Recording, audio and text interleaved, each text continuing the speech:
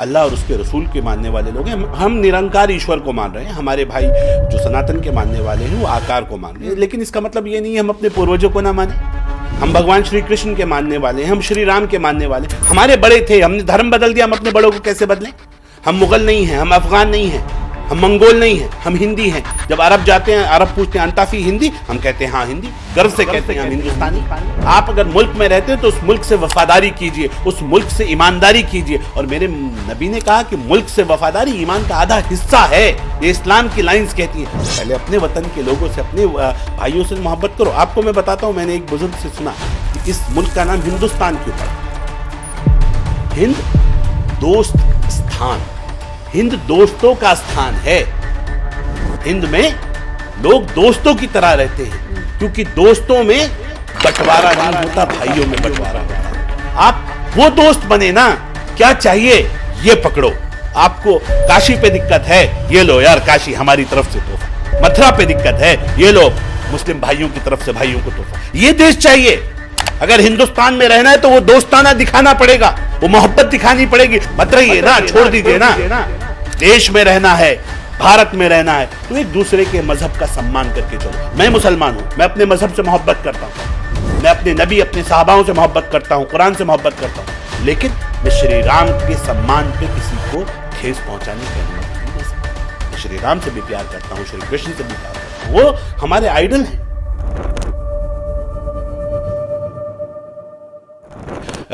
वक्फ भी इसी तरह का एक कॉन्सेप्ट था, लेकिन हुआ क्या कि वक्फ को, जिसको अमीरों से लेके गरीबों के पास जो जाना था, वो गरीबों तक नहीं पहुंचा। उसे चंद अमीर लोगों ने अपने घर की बपौती बना दिया। और जितने आज विरोध करते हुए नजर आ रहे हैं, सब के सब, मैं इतनी बड़ी जिम्मेदारी से देखिए जो शब्द इस्तेमाल कर रहा हूं, ये सब के सब वक्फ के बेनिफिशियरी हैं। किसी के पास 25,000 करोड़ की संपत्ति, किसी के पास 15,000 करोड़ की संपत्ति, और गरीब के हिस्से में एक निवाला नहीं आ रहा। एक आम मुसलमान से आप पूछेंगे कि भाई आपको इस सदके, ज़कात, खैरात के जो वाकई जो हकदार थे उनसे पूछे कभी आपको कोई फायदा मिला? तो कहेंगे नहीं। तो पूछेंगे कभी किसी को, बेवा को पेंशन मिल रही है, किसी गरीब बच्चे के लिए अनाथालय खुला है, अच्छा स्कूल खुला है, कोई मेडिकल कॉलेज खुला है, कोई यूनिवर्सिटी बनी है? नहीं, सिर्फ बेवकूफ़ बनाया है। वक्फ के नाम पर लोगों को ठगा गया है। वक्फ के नाम पर, मैं वक्फ बोर्ड का अध्यक्ष हूं पिछले 2 वर्षों से, और मैं इतनी जिम्मेदारी से इस बात को कह सकता हूं कि वक्फ सिर्फ लूट के अड्डे बने हैं।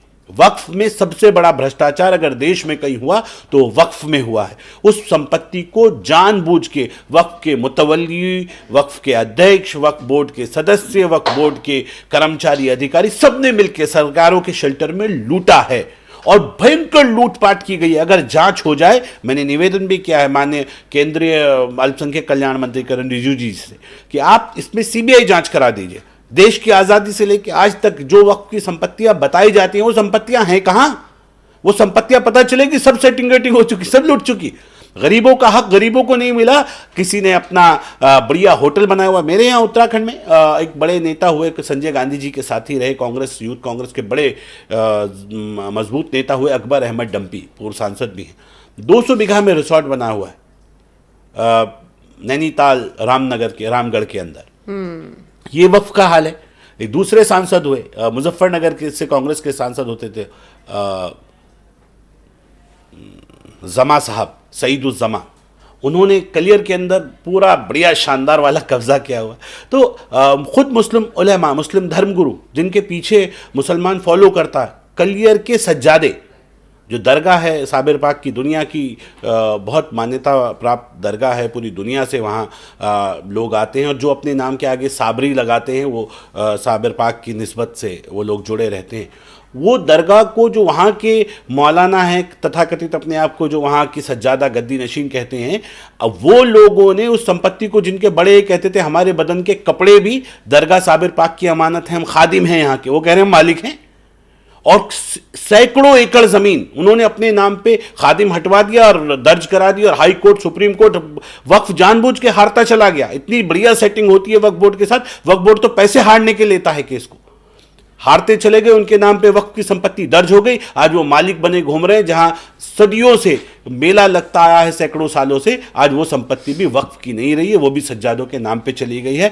आए दिन वो कोशिश करते हैं कि कोर्ट का आदेश लेके उसके ऊपर वो पोजीशन ले लें। लोग अपनी जान देने के लिए तैयार हैं। जो साबिर पाक के चाहने वाले हैं वहाँ 10,000 लोगों ने ये तय किया है, वो अपने खून से देश के यशस्वी प्रधानमंत्री माननीय मोदी जी को और युवा मुख्यमंत्री पुष्कर सिंह धामी को चिट्ठी लिखेंगे कि किसी तरह से इस जमीन को बचा दिया जाए। लक्कड़बग्गे इन चोरों से वक्फ की जमीन को बचाने के लिए लोग एक आम मुसलमान संघर्ष कर रहा है। सोचिए हालात बद से बदतर कैसे हो गए, कहां की बात कर रहे हैं ये लोग जो हल्ला मचा रहे हैं ना, जितना ज्यादा हल्ला मचा रहे हैं कि यही मैं जानना चाह रही थी। मैं साजिद रशीदी जी का इंटरव्यू कर रही थी, तो वो कह रहे हैं कि इतनी एकड़ जमीन तो हमारी दिल्ली में पड़ी है और फलां जगह पड़ी है, वो सब हमको वापस कर दें। मुझे ये आपसे जानना है कि अगर आप भी इसी कौम से आते हैं, आपका दिमाग अगर इतना ब्रॉड है, अगर आप चीजों को समझ रहे हैं, तो आम मुसलमान को आप कैसे समझाएंगे? मैंने उनसे भी पूछा था कि आपका क्या फायदा है, वक्फ बोर्ड में अमेंडमेंट हो, बदल जाए, बंद हो जाए, चलता रहे, आपका पर्टिकुलरली क्या फायदा? उनके पास जवाब ही नहीं था। यही मुझे जानना है कि जब इन जैसे लोगों का कोई फायदा नहीं है, आम मुसलमान का कोई फायदा नहीं है, तो आम मुसलमान सड़कों पर स्कैनर लेकर क्यों घूम रहे थे अभी कुछ वक्त पहले तक कि जेपीसी में कह दो स्कैन करके अपनी राय भेज दो? डर का खेल है, डराया जाता है। इस मुस्लिम समाज को, जो शोषित समाज है, जो वंचित समाज है, वो डरा हुआ है, उसे और डरा रहे हैं। तो एक तो दूसरी तरफ से डरता है, फिर अपने वाले डराने बैठ जाते हैं। उसने कहा आप तुम्हारा क्या होगा, मस्जिदें बंद कर दी जाएंगी, सब लूट लिया जाएगा, सारी ज़मीनें छीन ली जाएंगी। किससे छीन ली जाएंगी? इन गरीबों के पास है क्या जिससे छीना जाएगा? उनसे छीन ली जाएंगी जिनके पास है। असदुद्दीन ओवैसी जी की ज़रा पूछिए ना, यूनिवर्सिटी कौन सी संपत्ति पे बनी है? ये हज़ारों करोड़ की संपत्ति लेके बैठे हैं। कैसे? होटल ओबराय दिल्ली का 1 रुपए लीज पे है, वक्त की संपत्ति पे किसने दिया? कौन सी सेटिंग गेटिंग हुई? कोई पूछने वाला है? नहीं। बढ़िया धंधा चल रहा है, सारे अमीर अमीर अमीर अमीर होते जा रहे हैं, गरीब के बारे में कोई चिंता नहीं है। असल खेल यह है कि सारे अमीर लोग मिलकर, जो मैंने कहा ना, जो वक्त के बेनिफिशियरी हैं, वो सारे के सारे यही लोग हैं जो धर्म नेता हैं। तो ये मदनी सब पूरे, मैं ये कह रहा हूं जितने के जितने, आप पूरा मुस्लिम पर्सनल लॉ बोर्ड उठा लीजिए, जितने लोग उसमें हैं कहीं ना कहीं सब के सब वक्फ के बेनिफिशियरी हैं। और इसलिए चिल्ला रहे हैं क्योंकि उनको मालूम है कहीं ये गरीबों के पास अगर हक चला गया। हम ये कह रहे हैं असदुद्दीन ओवैसी साहब को बधाई, आपने मेडिकल कॉलेज बनाया, मुस्लिम बच्चे कितने फ्री पढ़ा रहे हो ये बताओ। मुसलमानों की बड़ी बात करते हो ना, कहो ना इतने बच्चे फ्री पढ़ेंगे, मेरे कॉलेज में इतनी परसेंटेज, इतने बच्चों को मैं फ्री, गरीब बच्चों को पढ़ाऊंगा। हम आपको सल्यूट करें, हम कहें आपने चलो कुछ अच्छा काम किया, लेकिन आपने अपना कॉलेज खोला, आप अपनी यूनिवर्सिटीज बना रहे हैं, आप अपने सिस्टम को खड़ा करें। गरीब को तो कुछ नहीं दे रहे, जिसका हक था, जिसके नाम पे वो प्रॉपर्टी दी गई। और एक जो बड़ी बड़ी बातें इस देश के अंदर जो गुमराह करने की बात होती है, जो ये कहते हैं कि मुसलमानों ने यहां 400 साल हुकूमत की, यहां 500-700 साल हुकूमत की। कौन मुसलमान? हमारे बड़े नहीं थे ये मुगल, हम हिंदुस्तानी ब्रीड हैं, हम हिंदुस्तानी हैं। हमारे बड़ों ने मजहब बदल दिया, लेकिन हम अपने पूर्वजों को नहीं बदलेंगे। हम खुदा और उसके रसूल के ऊपर ईमान रखते हैं। मजबूत मुसलमान हूं मैं भी, और हिंदुस्तान का हर मुसलमान मजबूत मुसलमान है, लेकिन उसका मुगलों से, इन आक्रांताओं से कोई लेना देना नहीं है। ओवैसी साहब का होगा, इन मुस्लिम पर्सनल लॉ बोर्ड वालों का होगा। ये कौन लोग हैं? मैं बता रहा हूं, ये वो लोग हैं जो अपने आप को अपने उनके वारिस कहते हैं। हमारा मानना है हिंदुस्तान का मुसलमान किस परिस्थितियों में उसने इस्लाम एक्सेप्ट किया, उसने इस्लाम को कबूल किया, बहुत अच्छी बात है। हमारे बड़ों ने भी किया, हमने भी किया। हम अल्लाह और उसके रसूल के मानने वाले लोग हैं, हम निरंकार ईश्वर को मान रहे हैं। हमारे भाई जो सनातन के मानने वाले हैं वो आकार को मान रहे हैं, लेकिन इसका मतलब ये नहीं है हम अपने पूर्वजों को ना माने। हम भगवान श्री कृष्ण के मानने वाले हैं, हम श्री राम के मानने वाले। हमारे बड़े थे, हमने धर्म बदल दिया, हम अपने बड़ों को कैसे बदलें? हम मुगल नहीं हैं, हम अफगान नहीं हैं, हम मंगोल नहीं हैं, हम हिंदी हैं। जब अरब जाते हैं, अरब पूछते हैं अंताफी हिंदी, हम कहते हैं हाँ हिंदी, गर्व से कहते हैं हम हिंदुस्तानी। हम हिंदुस्तानी हैं तो हमने नहीं लूटा, आक्रांताओं ने लूटा जो बाहर से आए, उन्होंने जुल्म किए। ये लाल किला उनकी, उन चीख चीख के बता रहा है कि उनकी अमानत है, हमारी नहीं है। हम तो वो पीड़ित पक्ष हैं, वो शोषित पक्ष हैं, वो वंचित पक्ष हैं जिसके ऊपर जुल्म हुआ। जब राजा महाराजा, जब बादशाह अपना हंटर चलाते होंगे तो हमारे बड़े भी उस हंटर की लपेट में आते होंगे। बिल्कुल, जो लोग ये कहते हैं कि नहीं हम यहाँ के उन मुगलों के पैरोकार हैं, हम उन मुगलों के वारिस हैं, ये होंगे वारिस मुगलों के, हम नहीं हैं। हम हिंदी हैं, हम वो हैं। जब एक आम हिंदुस्तानी पे, आम भारतीय पे जुल्म हो रहा था तो हमारे बड़ों पे भी हो रहा था। हम वो दर्द वाले लोग हैं। और इसलिए मैं कहता हूं कि जो अपने आप को मुगलों से जोड़े वो जोड़े। मैं तो अपने आप को नबी मोहम्मद साहब और उनके सहाबाओं से जोड़ता हूं, अपने आप को श्री राम से जोड़ता हूं, श्री कृष्ण से जोड़ता हूं। ये मेरा कल्चर है। जय श्री राम बोल पाएंगे? बिल्कुल जय श्री राम बोलेंगे। जय श्री राम हर मुसलमान को कहना चाहिए। राम राम हर मुसलमान को बोलने में कोई दिक्कत नहीं है। जय का मतलब क्या होता है? जिंदाबाद। श्री का मतलब क्या होता है? जनाब। राम का मतलब क्या होता है? श्री राम। अगर हम राम की जिंदाबाद करने में किसी को दिक्कत हो सकती है क्या? बिल्कुल नहीं होनी चाहिए। आपको राहुल गांधी की जिंदाबाद करने में तो दिक्कत नहीं है, आपको अखिलेश यादव की जिंदाबाद करने में तो दिक्कत नहीं है, आपको और नेताओं की जिंदाबाद करने की, सोनिया गांधी की जिंदाबाद करने में दिक्कत नहीं है। लेकिन श्री राम जिसको आत्मसात किया हम लोगों ने, जिसके बारे में कहा अल्लामा इकबाल ने, है राम के वजूद पे हिंदुस्तान को नाज, अहले नजर समझते हैं उनको इमाम हिंद। इमाम हिंद का इमाम उसे कहते हैं जिसको आप फॉलो करते हैं, जिसकी इताअत करते हैं। बिल्कुल। आप उसकी जिंदाबाद करने में आपको तकलीफ हो रही है? कमाल कर दिया भाई। मतलब मैं अरबों की जिंदाबाद कर लूं, मैं मंगोलों की, चीनियों की जिंदाबाद कर लूं, लेकिन मैं अपने हिंदुस्तान के, अपने पूर्वजों की जिंदाबाद करूं, इसमें मुझे तकलीफ होती है? मुझे तो नहीं है।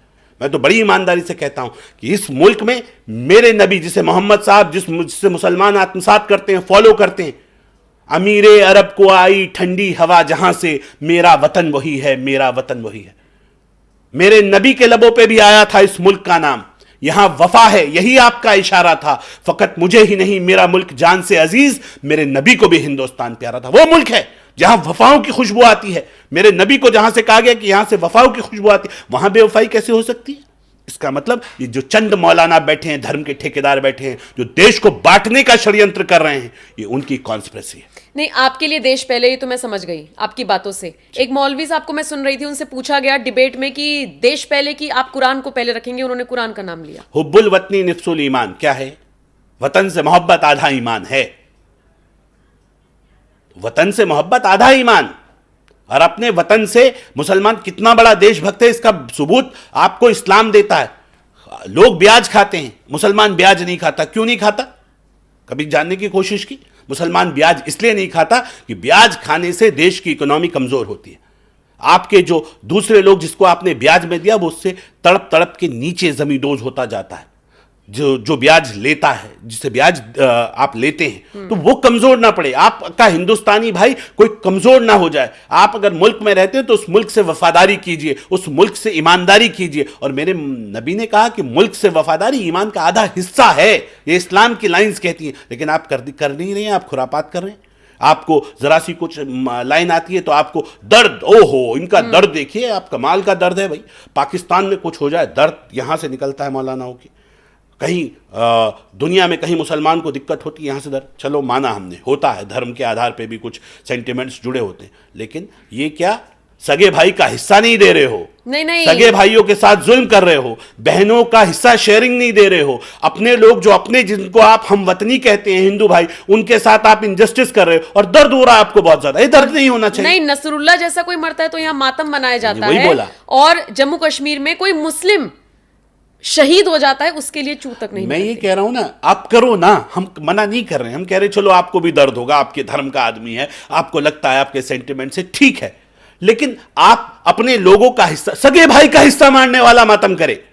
सगे भाई का सगी बहन को जो हिस्सा नहीं दे रहा, जो प्रॉपर्टी में अपने सगे ताऊ चाचा का हिस्सा मारे बैठा है, वो बात कर रहा है फिलिस्तीन की, वो बात कर रहा है कश्मीर के मुसलमान की। हम ये कह रहे करो, कोई बात नहीं ना, लेकिन पहले इनका हिस्सा तो दे दो। अपने सगे भाई, जो जिन्हें आप हमवतनी कहते हैं, आप जिन्हें देश का अपने भाई भाई बताते हैं कि हम हिंदू मुस्लिम भाई भाई, इन भाइयों का मतलब क्या है? इन भाइयों का मतलब तो इनका दिल दुखाओ और दूसरों को भाई बताओ, ये तो ठीक नहीं होगा। पहले अपने वतन के लोगों से, अपने भाइयों से मोहब्बत करो। आपको मैं बताता हूं, मैंने एक बुजुर्ग से सुना कि इस मुल्क का नाम हिंदुस्तान क्यों पड़ा। हिंद दोस्त स्थान, हिंद दोस्तों का स्थान है। हिंद में लोग दोस्तों की तरह रहते हैं, क्योंकि दोस्तों में बंटवारा नहीं होता, भाइयों में बंटवारा होता है। आप वो दोस्त बने ना, क्या चाहिए ये पकड़ो। आपको काशी पे दिक्कत है, ये लो यार काशी हमारी तरफ से तोहफा। मथुरा पे दिक्कत है, ये लो मुस्लिम भाइयों की तरफ से भाइयों को तोहफा। ये देश चाहिए। अगर हिंदुस्तान में रहना है तो वो दोस्ताना दिखाना पड़ेगा, वो मोहब्बत दिखानी पड़ेगी। फिर कहते हैं हर कंकर में शंकर ढूंढते हैं आप। जब आप नहीं मानेंगे तो फिर ढूंढेंगे ना, फिर गड़बड़ क्यों चल रहे हो? आप मोहब्बत दिखा दो। चलो, मैं ये मानता हूं कि जो मोहम्मद साहब का किरदार को फॉलो करते हैं, जो उनके हुस्न अखलाक को जानते हैं, अगर कोई मुसलमान मोहम्मद साहब के हुस्न अखलाक को अपनी जीवन में आत्मसात कर ले, उससे कोई नफरत नहीं कर सकता। मेरा दावा है, मैं भी तो मुसलमान हूं। आप वो मोहब्बत दिखाइए। मेरे नबी के ऊपर एक बुढ़िया कूड़ा डाला करती थी, अमीर थे, बादशाह, हुकूमत उनके हाथ में थी, लेकिन चाहते तो बुढ़िया की गर्दन एक इशारे पे किसी को कर देते, गर्दन कट जाती। लेकिन कभी साफ कपड़ों पे कोई नहा के निकले और उस पर कूड़ा डाल दे, कितना बुरा लगता होगा। लेकिन कभी विरोध नहीं किया, कभी कहा नहीं, कहा कोई बात नहीं ना, उसका मन होता होगा, कुछ ना कोई बात होती होगी, तबीयत खराब होगी तो तबीयत पूछने चले गए। मोहब्बतों से लोगों के दिलों को जीता जाता है, नफरतों से नहीं जीता जा सकता। ये मैसेज है हमारे लिए। देश का मुसलमान मोहब्बतों पे आ जाए, नफरत करने वालों को आप जीतने ना दें। आप एक तरफ से एक चिल्लाता है, दूसरी तरफ से आप चिल्लाने में कौन सी कमी कर रहे हैं? आप ओवैसी साहब आ जाते हैं, अब बिल्कुल नहीं, एक दे चुके दोबारा नहीं देंगे, गलती हो गई। गलती हो गई, गलती हुई मुगलों से। अगर आप मुगलों के वंशज हैं तो आपसे गलती हुई, मत रहिए ना, छोड़ दीजिए ना। देश में रहना है, भारत में रहना है तो एक दूसरे के मजहब का सम्मान करके चलो। मैं मुसलमान हूं, मैं अपने मजहब से मोहब्बत करता हूं, मैं अपने नबी, अपने साहबाओं से मोहब्बत करता हूं, कुरान से मोहब्बत करता हूं, लेकिन मैं श्री राम के सम्मान पे किसी को ठेस पहुंचाने की अनुमति नहीं दे सकता। मैं श्री राम से भी प्यार करता हूं, श्री कृष्ण से भी प्यार करता हूं, वो हमारे आइडल हैं। और मैं ये कहता हूं कि आप औरंगजेब को पढ़ाएंगे, औरंगजेब को आत्मसात करेंगे, जिसने लोगों को मारा, जिसने लोगों पे जुल्म किया, जिसने मठ मंदिर मजारों के ऊपर बुलडोजर चलाए, उसे आप आत्मसात करने के लिए तैयार हैं। वो जो कुरान तो कहता है कि मां के पैर तले जन्नत और बाप जन्नत का दरोगा, जन्नत के दरोगा को जो सलाखों के पीछे डाल दे, पानी पानी से मोहताज कर दे, वो आपके लिए आइडल। जो अपने सगे भाई की राज के लिए कि मेरा भाई बादशाह बन जाएगा, उसकी गर्दन उतार दे, वो आपका आइडल। लेकिन श्री राम आपके आइडल नहीं हो सकते। जो अपने वालिद के एक कौल के लिए, एक वचन के लिए सब कुछ त्याग दे, कह दे ये लो, सब छोड़ दिया, मेरे पिता ने वचन दिया है, पिता के वचन को निभाना है। छोटा भाई, ऐसा भाई जो कहे मेरे भैया जा रहे हैं, मतलब मैं राजपाट संभालू, ये पड़ा हुआ है, मैं भैया के साथ साथ लक्ष्मण की तरह मैं आगे चला जाऊं। क्या ये कौन सा किरदार चाहिए आपको? कैसा बेटा चाहिए? बता दे मुझे, कौन सा मौलाना है, ओवैसी साहब हो या कौन से हो, कि ये चाहेंगे कि इनके बेटे औरंगजेब बने और इन्हीं को अपने बाप को सलाखों के पीछे डालने, पानी अच्छा, पानी के लिए मोहताज कर दें। आप बातें कर रहे हैं, सर तन से जुदा की धमकी नहीं मिलती आपको? नहीं मिलती रहे सर तन से जुदा। मेरा यकीन है, मैं दुनिया में आया, कुल्लू नफ्सिन जायकतिल मौत, हर जानदार चीज को मौत का मजा चखना है। जब मेरा वक्त आ जाएगा कोई रोक नहीं सकता, और जब तक मेरा वक्त नहीं आएगा मौत का, तब तक कोई मुझे मिटा नहीं सकता, कोई मुझे आंच नहीं पहुंचा सकता। और इनसे डर लेंगे तो फिर हम सच्चे मुसलमान कहां रहे? जो हक ना बोल सके वो मुसलमान नहीं है, जो सच ना बोल सके वो मुसलमान नहीं। मुसलमान कहते किसे हैं? मुकम्मल ईमान वाला, जो बिल्कुल हक बात कहे, पक्का धार्मिक, पक्का धर्मात्मा। अधर्म, आप उसे अधर्मी कहें, आप कुफ्र की बात, मुझे अक्सर आपके चैनल पर बैठा हूं, बड़ा पॉपुलर शो है आपका MNF का, और मुझे खुशी होगी कि मैं अपने दिल की कई बातें आपके साथ शेयर कर सकूं। मैंने एक वो शब्द सुना, कुफ्र, काफिर। काफिर, काफिर, काफिर कौन होता है? जो अल्लाह को ना माने वो काफिर। ये क्या मदरसों में पढ़ाया जाता है? मैं यही बोल रहा हूं, ये जो मिसलीड किया जा रहा है। कुफ्र अधर्म को कहते हैं, कुफ्र कहते हैं अधर्म को। अब बताइए अधर्मी कौन हुआ? जो धर्म को ना माने, जो धर्म को धारण ना करे, जो गलत कुरान से फतवा मंगाइए, देवबंद से, बरेली से, नदवा से, कहीं से मंगाइए, बताइए कि क्या किसी की बेटी को जिस तरह से रावण माता सीता को अगवा करके लेके गया, वो धर्म था कि अधर्म था? फतवा आएगा अधर्म था। तो अगर वो कुरान शरीयत अगर अधर्म कह रही है रावण को, इसका मतलब इस्लाम धर्म है, अधर्म नहीं। मैं ये कहता हूं कि उसके मानने वालों ने गड़बड़ी कर दी, उसके मानने वालों ने गलत नंबर डायल कर रहे हैं, वो गलत जगह नॉक नॉक नॉक कर रहे हैं, इस्लाम को गलत तरीके से प्रेजेंट कर रहे हैं। इस्लाम इस तरह का मजहब नहीं है जिस तरह से उसे प्रेजेंट किया जा रहा है। मैं ये कहता हूं, मैं अपने मजहब से प्यार करता हूं, लेकिन मैं और मजहबों की इज्जत करता हूं, मैं और मजहबों का सम्मान करता हूं। ये नहीं चलेगा कि आप दूसरे के मजहब को गाली दें और कहें नहीं मेरा मजहब सबसे अच्छा है, मैं किसी और मजहब को नहीं मानूंगा। ईश्वर के पास जाने के अलग अलग रास्ते हैं, आपने निरंकार का रास्ता अपनाया, बहुत अच्छी बात। लेकिन ये जो लूट का साम्राज्य चल रहा है, मुसलमानों को सिर्फ और सिर्फ बता दिया कि नहीं सिर्फ अरबी पढ़ो, आप सिर्फ कुरान पढ़ो, हदीस पढ़ो, इसके अलावा आप मदरसों में कुछ नहीं पढ़ेंगे। क्यों इनका भविष्य खराब कर रहे हो? मेरे बच्चों को क्या शिक्षा का अधिकार नहीं मिलना चाहिए? क्या एक आम भारतीय को, आम भारतीय मुसलमान को, क्या मेरे जो बच्चे हैं उन्हें एक शिक्षा तक सीमित कर देंगे? कैसे कर देंगे आप? उसका शिक्षा का अधिकार नहीं नहीं, मिलता। तो मदरसों में यही दीन ईमानी सिखाया जाता है या कुछ और भी सिखाया जाता वो है? तो वहीं तक अभी तक तो यही चल रहा था। ऑब्जेक्शन तो उन्हीं पे है ना, जो खाली उसी तक सीमित कर रहे हैं। जो मौलाना खड़े होकर कहते हैं नहीं ये दीन के किले हैं, इसमें कुछ और नहीं पढ़ाना चाहिए। और कुछ और नहीं पढ़ाना चाहिए तो बता दीजिए मोहम्मद साहब ने क्यों कहा था कि इल्म हासिल करने के लिए अगर चीन तक जाना पड़े तो जाओ। वहां कोई नबी थे, वहां कोई मदरसा था, वहां कोई मौलाना बैठ के बयानबाजी कर रहे थे। वहां चीन में क्या इस्लाम सिखाया जा रहा था? तो क्यों कहा था 1400 साल पहले इल्म हासिल करो? इल्म का मतलब होता है नॉलेज। तो आप नॉलेज गेन कीजिए, और नॉलेज गेन करके आप मजबूत बनिए। उस नॉलेज से अपने आप को, अपने समाज को, अपने देश को मजबूत कीजिए। इन्होंने पता नहीं कौन सी नॉलेज गेन कर रहे हैं।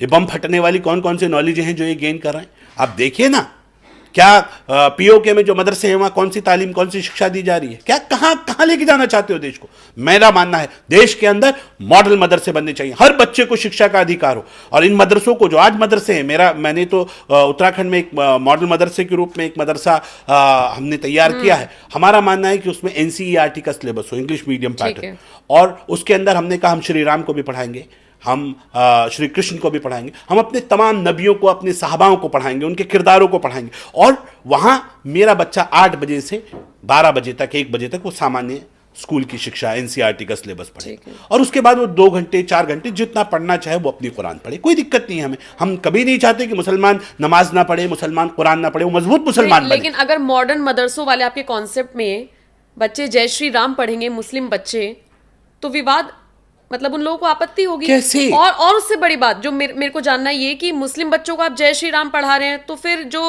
और बच्चे होंगे उनको भी बाकी चीजें पढ़ने के लिए कहा जाएगा। मैं ये कह रहा हूं कि सब पढ़े, सब पढ़िए ना आप।